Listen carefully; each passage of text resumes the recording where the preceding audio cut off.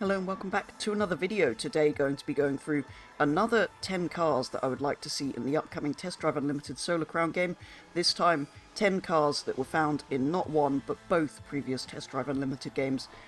Previously I've gone through 15 cars found in just TDU1 and just TDU2, and if you haven't seen those videos I'd recommend you go and watch those first before this video, because it might make sense as to a few cars that I've left out that featured in those videos previously. As with those videos, this will only be cars from the base game, so no DLC add-ons or anything like that. As always, I don't expect all of these to be added, they're just my favourites, so it'd be great to see any of these in the upcoming game. For now though, let's get started with today's list. So, we kick things off with the first car, the Ac Cobra. This first car on the list was in the original TDU game and returned as a wreck in Test Drive Unlimited 2, so it would be great to see it return in a classic dealership, or even as a wreck again if this feature returns. Next up we have the Alfa Romeo Ac Competizione. I made a slight mistake putting this on the TDU2 list, as I thought it was a DLC car in 1, but it was just unlockable, if unlockable is a word. Quick side note before we go any further about why there are no Aston Martins on the list. It's because they featured on the previous 2 lists of cars from each of the previous games, rather than this list about cars found in both previous games, which, if I can figure out how to, will be linked somewhere on screen, somewhere around here, for you to check out if you haven't seen those videos yet. Carrying on with the third car on this list, the Ferrari Enzo. I personally hate this hideous and very, very overrated car, but it does seem to be very popular for some reason, and worth an incredibly high amount of money, and it is, well, after all, named after Mr. Ferrari himself, which is quite a statement by Ferrari about this car. It is also, to be fair, quite an icon, so probably does deserve a place in the upcoming game, whether I like the car or not. Next up, we have the Ford GT, something I do really like. Not the most exotic, but I have to say I do still prefer this model, the sort of 2006 era one, to the newest one, although I do really like those as well. We also have the Jaguar E Type on the list.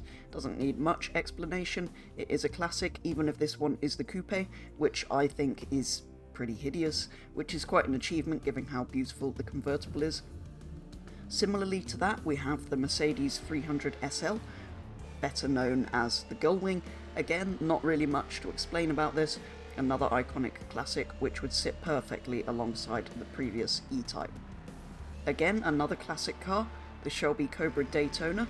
Much like the Ac Cobra at the beginning of the list, this was in the original TDU and then returned as a wreck in Test Drive Unlimited 2. Carrying on with one of my favourites on this list, well, probably my favourite on any of the lists we've done so far, apart from maybe the DBS, the Spiker C8 La Violette / Aileron. I am aware they aren't exactly the same car, but close enough maybe? I always kind of forget there were two. I do kind of know the differences, but yeah, I do kind of forget there's two. Anyway, the La Violette is the original, which was found in the original Test Drive game, and the Aileron is the sort of updated model, which was featured in Test Drive Unlimited 2. Either would be great to see, especially as the Test Drive games are what really made me aware of Spiker as a brand in the first place. Or maybe even both, if we're very lucky. Maybe. Please, developers, add both. Another car I particularly like, the TVR Sagaris, one of the maddest looking TVRs ever made, which is a pretty big achievement given how mad a lot of TVRs look, described as being designed by an axe murderer by a well-known television car program back in the day. And finally we finish things up with the Weissman. I know this was on the TDU1 list as well, but I only just realised, a bit like the Alfa at the beginning of the list, this is unlockable, but not DLC in 2, so I was slightly wrong about that. So there are a couple of cars that have kind of repeated on the lists, even though I was trying to avoid doing that by doing the 3 different videos. And that is all for today's wish list. As ever, do let me know if you would have added any other cars, or if there's any you'd have left out that I included, and if you enjoyed this video, let me know what you think, because I love making these car wish lists, and can potentially make plenty of similar ones going forward. For now though, that is going to be all, so thank you very much for watching, and I will be back with the next video very soon.